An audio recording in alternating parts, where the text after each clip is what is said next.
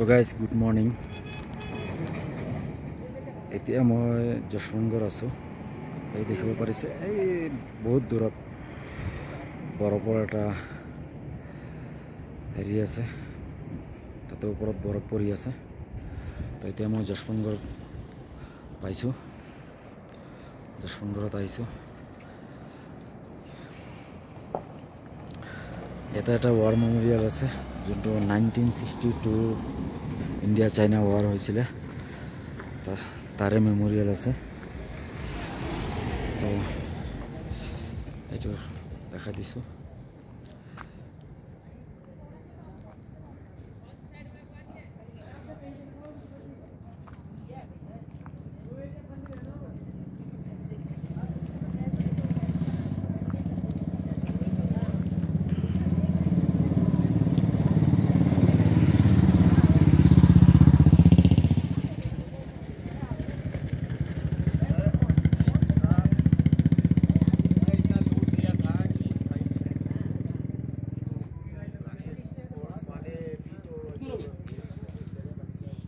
It will just तो guys ये Jaswant Singh memorial সোমাইছো। এওঁ আছিলে যশৱন্ত সিং, ইণ্ডিয়া চাইনা ৱাৰত শ্বহীদ হৈছিলে। এতিয়া মই ভিতৰলৈ গৈ আছো।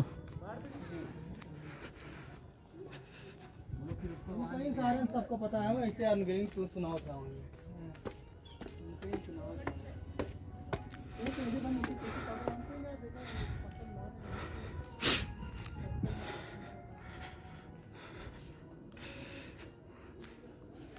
এওঁ আছিলে যশৱন্ত সিং।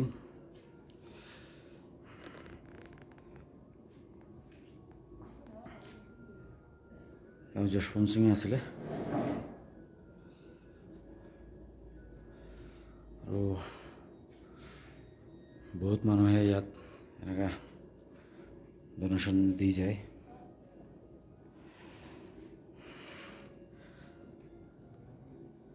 এই আলমাৰিটো দেখিছে, ইয়াত আলমাৰিটো আপোনাৰ যশৱন্ত সিঙৰ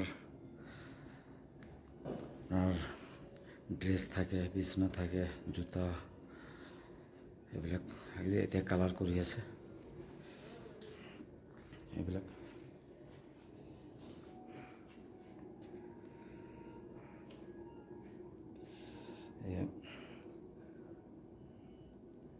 জোতা, গ্লাছ, জগ, চেণ্ডেল, এইবিলাক যশৱন্ত সিঙৰ হয়। ইণ্ডিয়া চাইনা ৱাৰত শ্বহীদ হৈছিলে তেওঁ। বহুত শক্তিশালী আছিলে ইণ্ডিয়ান আৰ্মিৰ ভিতৰত।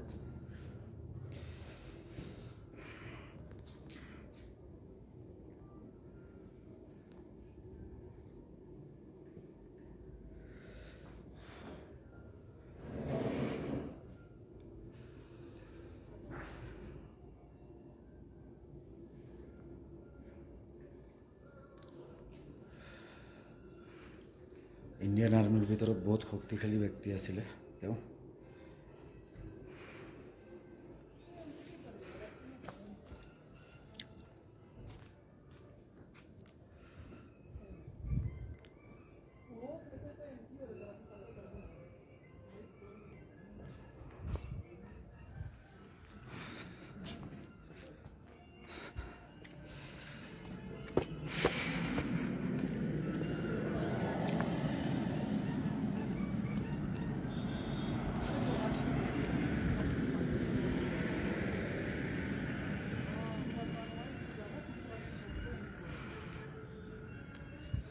আৰু গ্ৰীণ কালাৰৰ ফেন্সিং দিয়া আছে যে, ইয়াতে মানে চাইনিজ, যেতিয়া ইণ্ডিয়া চাইনা ৱাৰত মানে চাইনিজবিলাক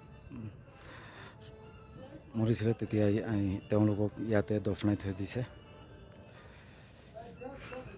সেইটো কাৰণে ফেন্সিং দি থৈ দিছে ইয়াত, তাতে মানুহ সোমাব নোৱাৰে।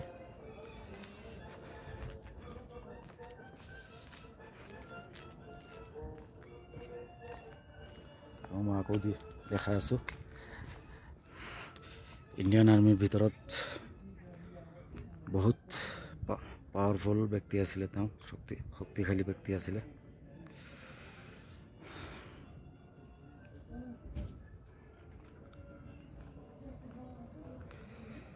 এইফালে এণ্ট্ৰি